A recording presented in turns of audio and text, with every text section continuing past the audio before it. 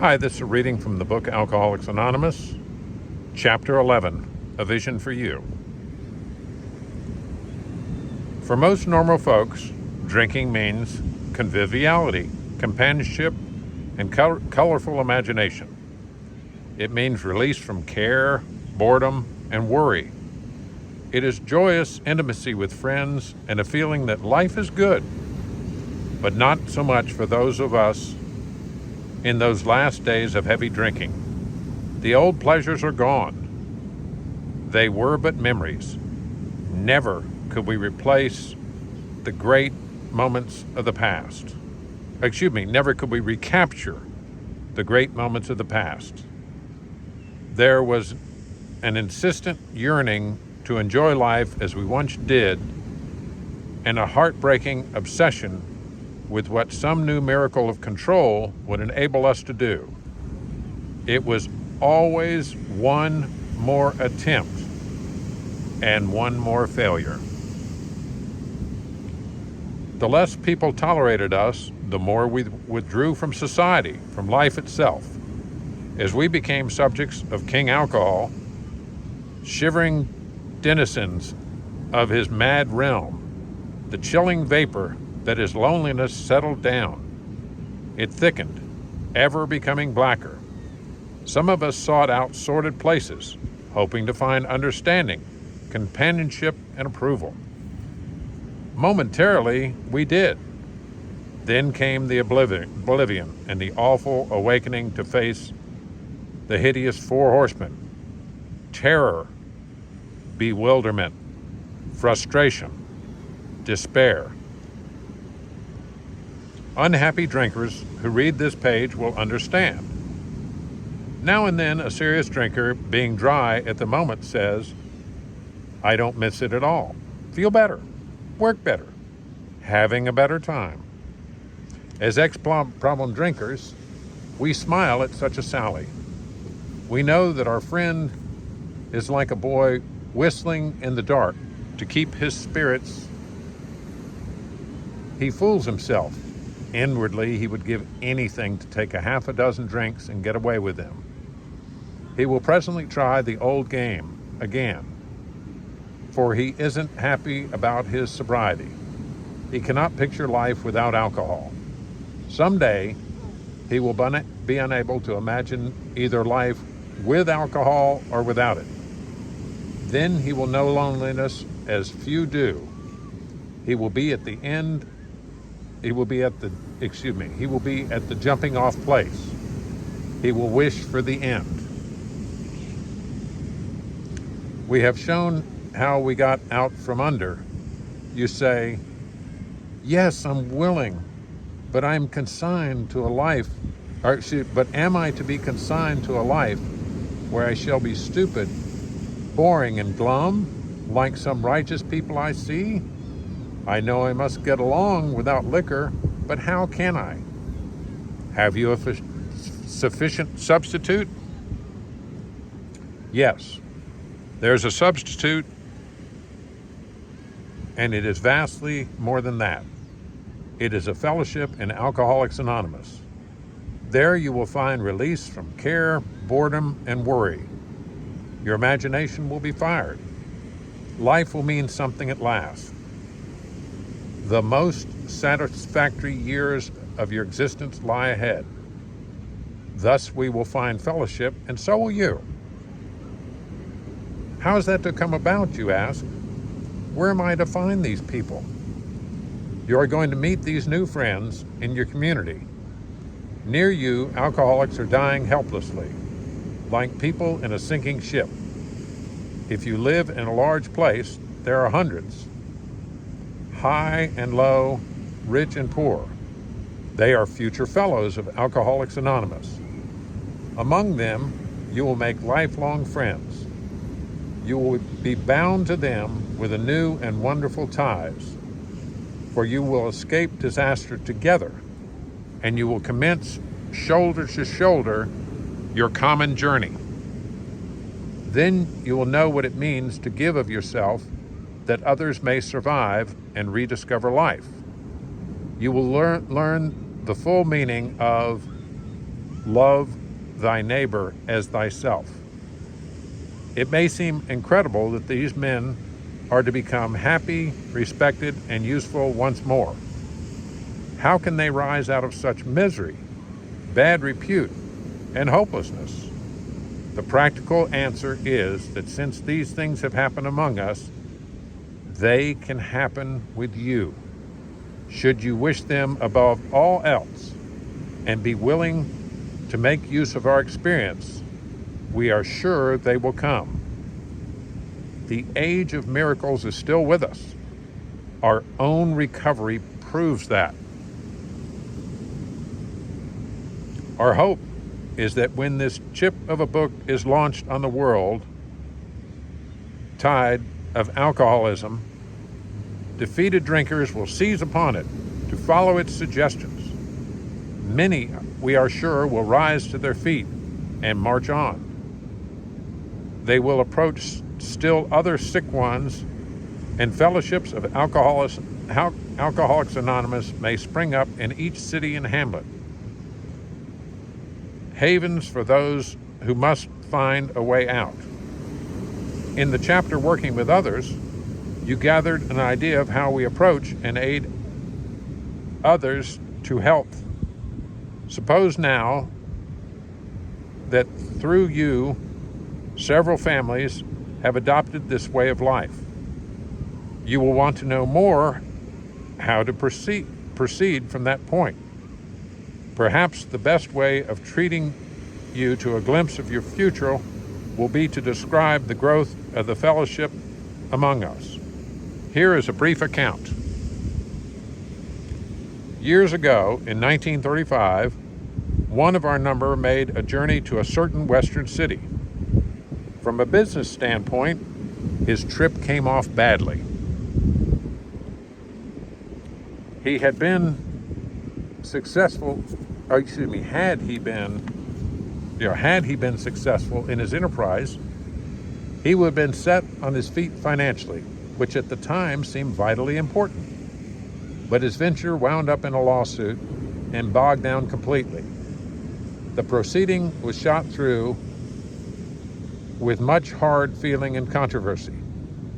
Bitterly discouraged, he found himself in a strange place, discredited and almost broke. Still physically weak and sober but a few months, he saw that his predicament was dangerous.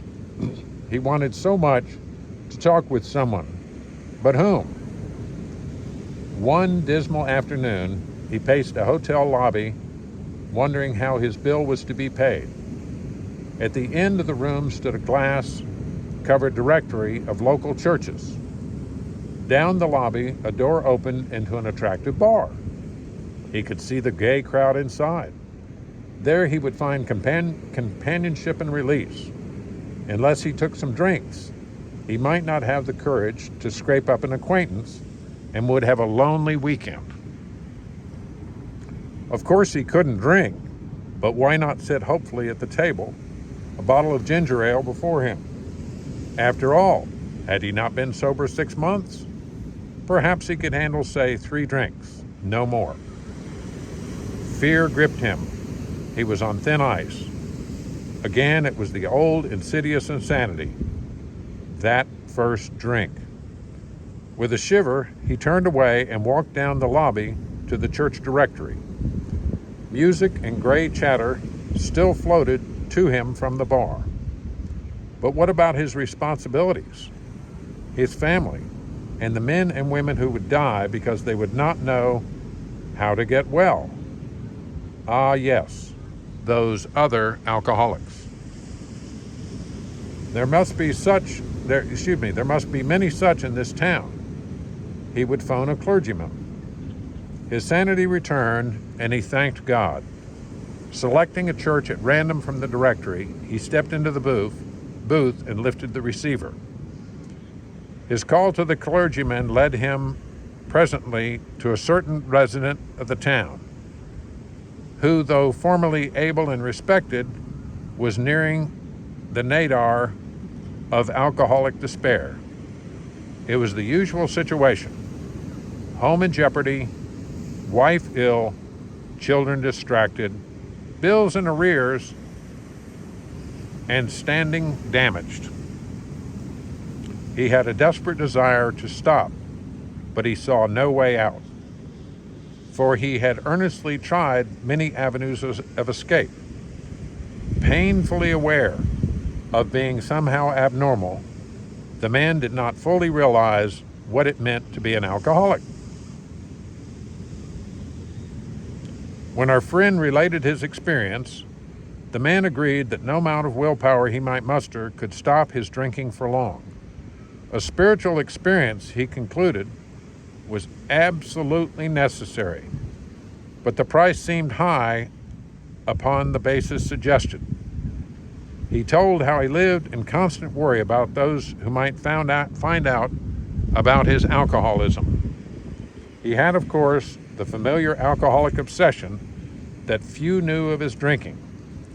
Why, he argued, should he lose the remainder of his business only to bring still more suffering to his family by foolishly admitting his plight to people from whom he made his livelihood? He would do anything, he said, but that.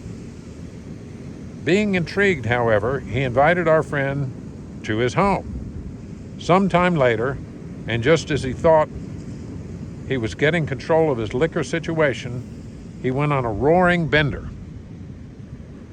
For him, this was a spree that ended all sprees. He saw that he would have to face his problems squarely, that God might give him mastery. One morning he took the bull by the horns and set out to tell those he feared what his trouble had been. He found himself surprisingly well received and learned that many knew of his drinking. Stepping into his car, he made the rounds of people he had hurt. He trembled as he went about, for this might mean ruin, particularly to a person in his line of business. At midnight, he came home exhausted, but very happy. He has not had a drink since, and as we shall see, he now means a great deal to this community, and the major liabilities of 30 years of hard drinking have been repaired in 4. But life was not easy for the two friends. Plenty of difficulties presented themselves. Both saw that they must keep spiritually active. One day they called upon the head nurse of a local hospital.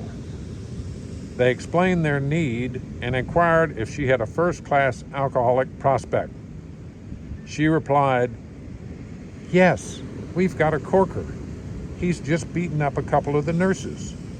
Goes off his head completely when he's drinking. But he's a grand chap when he's sober, though he's been in here 8 times in the last 6 months. Understand he was once a well-known lawyer in town, but just now we've got him strapped down tight." Here was a prospect, all right, but by the description, none too promising. The usual spiritual principles in such cases was not so well suited as it is now. But one of the friends said, "Put him in a private room. We'll be down." 2 days later, a future fellow of Alcoholics Anonymous stared glassily at the strangers beside his bed. "Who are you fellows, and why this private room? I was always in a ward before." Said one of the visitors, "We're giving you a treatment for alcoholism." Hopelessness was written large on the man's face as he replied, "Oh, but it's no use. Nothing would fix me. I'm a goner. The last 3 times I got drunk on the way home from here. I'm afraid to go out the door. I can't understand it." For an hour, the two friends told him about their drinking experiences. Over and over, he would say, "That's me. That's me. I drink like that." The man in the bed was told of the acute poisoning from which he suffered, how it deteriorates the body of an alcoholic and warps his mind. There was much talk about the mental state preceding the first drink. "Yes, that's me," said the sick man. the very image. You fellows know your stuff all right, but I don't see what good it'll do. You fellows are somebody. I was once, but I'm nobody now. From what you tell me, I know more than ever I can't stop. At this, both visitors burst into a laugh. Said the future fellow anonymous, "Damn little to laugh about that I can see." The two friends spoke of the spiritual experience and told him about the course of action they carried out. He interrupted, "I used to be strong for the church, but that won't fix it. I've prayed to God on hangover mornings and sworn I'd never touch another drop, but by 9 o'clock, I'd be boiled as an owl." The next day found the prospect more receptive. He had been thinking it over. "Maybe you're right," he said. "God ought to be able to do anything." Then he added, "He sure didn't do much for me when I was trying to fight this booze racket alone." On the third day, the lawyer gave his life to the care and direction of his Creator and said he was perfectly willing to do anything necessary. His wife came, scarcely daring to be hopeful, though she thought she saw something different about her husband already. He had begun to have a spiritual experience. That afternoon, he put his clothes and walked out from the hospital a free man. He entered a political campaign, making speeches, frequenting men's gathering places of all sorts, often staying up all night. He lost the race by only a narrow margin, but he had found God, and in finding God, he had found himself. That was June of 1935. He never drank again. He too has become a respected and useful member of this community. He has helped other men recover and is a power in the church from which he was long absent. So you see, there were 3 alcoholics in that town who now felt they had given to others what they had found or be sunk. After several failures to find others, a 4th turned up. He came through an acquaintance who had heard the good news. He proved to be a devil-may-care young fellow whose parents could not make out whether he wanted to stop drinking or not. They were deeply religious people, much shocked by their son's refusal to have anything to do with the church. He suffered horribly from his sprees, but it seemed as if nothing could be done for him.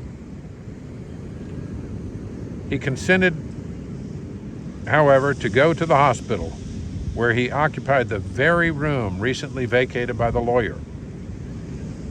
He had 3 visitors.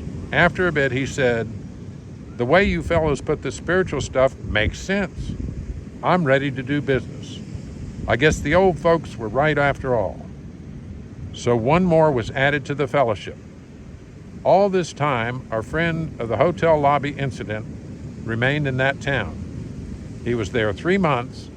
He now returned home, leaving behind his first acquaintance, the lawyer, and the devil-may-care chap.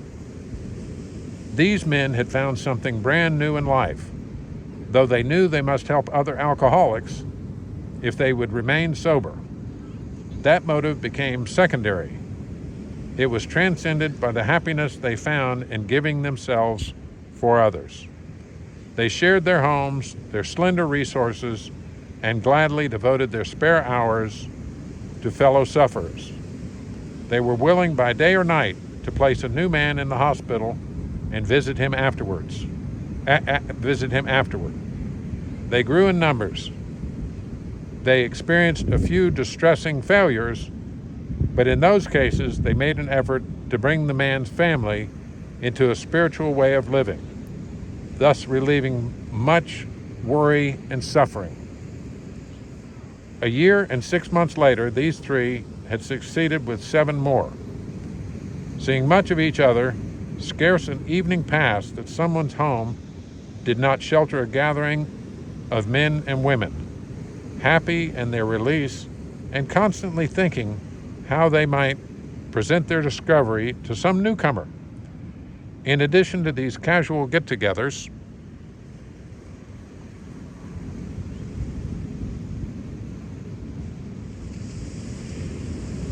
I've lost my place.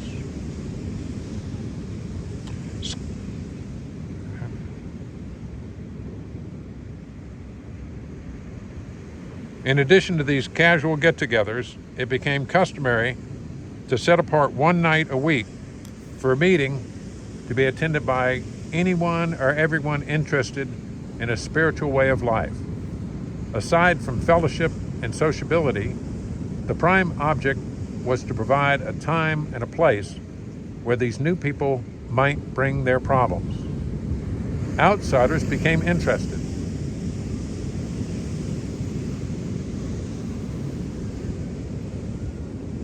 One man and his wife placed their large home at the disposal of this strangely assorted crowd. This couple has since become so fascinated with what they have that they have dedicated their home to the work.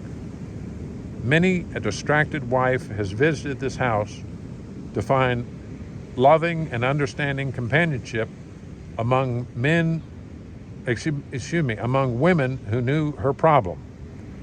To hear from the lips of their husbands what had happened to them. To be advised how her own wayward mate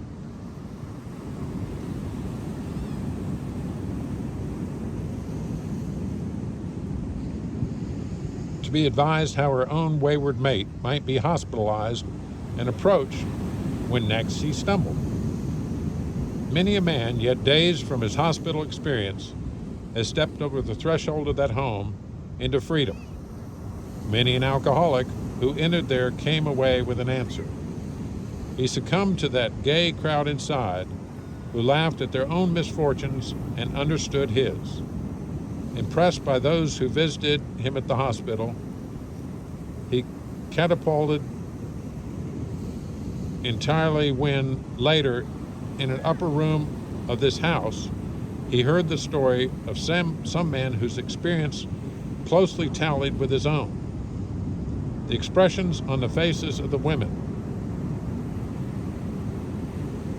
that indefinable something in the eyes of the men, the stimulating and electric atmosphere of that place conspired to let him know that here was haven at last. The very practical approach to his problem, the absence of intolerance of any kind, the informality, the genuine democracy, the uncanny understanding which these people had were irresistible. He and his wife would leave elated by the thought of what they could now do for some stricken acquaintance in his family. They knew they had a host of new friends. It seemed they had known these strangers always. They had seen miracles, and one was to come to them. They had visioned the great reality, their loving, all-powerful Creator. Now this house will hardly accommodate its weekly visitors, for they number 60 or 80 as a rule. Alcoholics are being attracted from far and near, from surrounding towns. Families drive long distances to be present. A community 30 miles away has 15 fellows of Alcoholics Anonymous, being a large place that we think someday its fellowship will number many hundreds. But life among Alcoholics Anonymous is more than attending gatherings and visiting hospitals. Cleaning up old scrapes, helping to settle family differences, expanding explaining the disinherited son to his irate parents, lending money, and securing jobs for each other when justified. These are everyday occurrences. No one is too discredited or has sunk too low to be welcomed cordially if he means business. Social distinctions, petty rivalries, and jealousies, these are laughed out of countenance. Being wrecked in the same vessel, being restored and united under one God, with hearts and minds attuned to the welfare of others.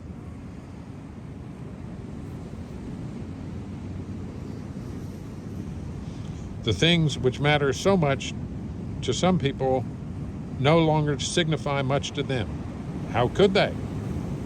Under only slightly different conditions, the same things taking place in many eastern cities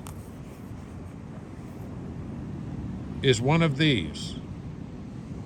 There is a well-known hospital for the treatment of alcoholic and drug addictions. 6 years ago, one of our number was a patient there. Many of us have felt for the first time the presence and power of God within its walls. They are greatly indebted to the doctor in attendance there, for he, although it might prejudice his own work, had told us of his belief in ours. Every few days, this doctor suggests our approach to one of his patients. Understanding our work, he can do this with an eye to selecting those who are willing and able to recover on a spiritual basis. Many of us, former patients, go there to help. Then in this eastern city, there are informal meetings such as we have described to you, where you may now see scores of members. There are the same fast friendships. There is the same helpfulness to another as you find among our Western friends. There's a good bit of travel between East and West, and we foresaw a great increase in this helpful interchange. Someday, we hope that every alcoholic who journeys will find a fellowship of Alcoholics Anonymous at his destination. To some extent, this is already true. Some of us are salesmen and go about. Little clusters of 2s and 3s and 5s of us have sprung up in other communities through contact with our 2 larger centers. Those of us who travel drop in as often as we can. This practice enables us to lend a hand at the same time avoiding certain alluring distractions of the road, but about which any traveling man can inform you. Thus we grow, and so can you. Though you be but one man in this book, though you be but one man with this book in your hand, we believe and hope it contains all you will need to begin. We know what you are thinking. You are saying to yourself, I'm jittery and alone. I couldn't do that. But you can. You forget that you have just now tapped a source of power which is much greater than yourself. To duplicate without such backing what we have accomplished is only a matter of willingness, patience, and labor. We know of an AA member who was living in a large community. He had lived there but a few weeks when he found that the place probably contained more alcoholics per square mile than any city in the country. This was only a few days ago at this writing, 1939. The authorities were much concerned. He got in touch with a prominent psychiatrist who had undertaken certain responsibilities for the mental health of the community. The doctor proved to be able and exceedingly anxious to adopt any workable method of handling the situation. So he inquired, what did I friend have on the ball? Our friend proceeded to tell him, and with such good effect that the doctor agreed to a test among his patients and certain other alcoholics from a clinic which he attends. Arrangements were also made with the chief psychiatrist of a large public hospital to select still others from the stream of misery which flows through that institution. Drink of water.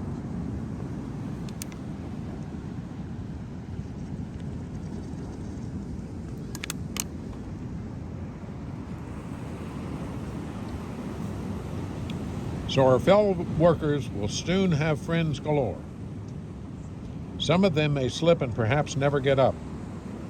But if our experience is criterion, more than half of those approached will become fellows of Alcoholics Anonymous. When a few men in this city have found themselves and have discovered the joy of helping others to face life again, there will be no stopping until everyone in that town has had his opportunity to recover, if he can and will. Still, you may say, but I will not have the benefit of contact with you who wrote this book. We cannot be sure. God will determine that. So you must remember that your real reliance is always upon Him. He will show you how to create the fellowship you crave. Our book is meant to be suggestive only. We realize we know only a little. God will constantly disclose more to you and to us. Ask Him in your morning meditation what you can do each day for the man who is still sick. The answers will come if your own house is in order. But obviously you cannot transmit something you haven't got. See to it that your relationship with Him is right, and great events will come to pass for you and countless others. This is the great fact for us.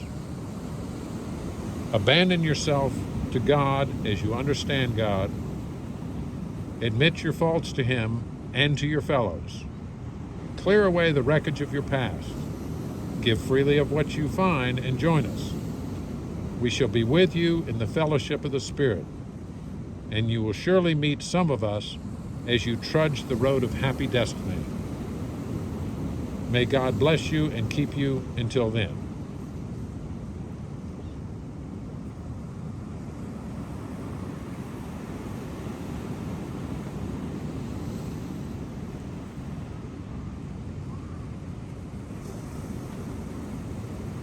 The program has worked quite well for me. By the grace of God,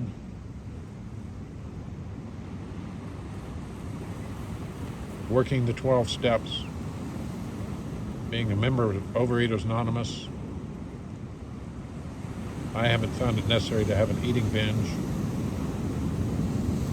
2,178 days. One day at a time. For that, I'm very, very grateful. I hope this reading will inspire you. Thank you for listening.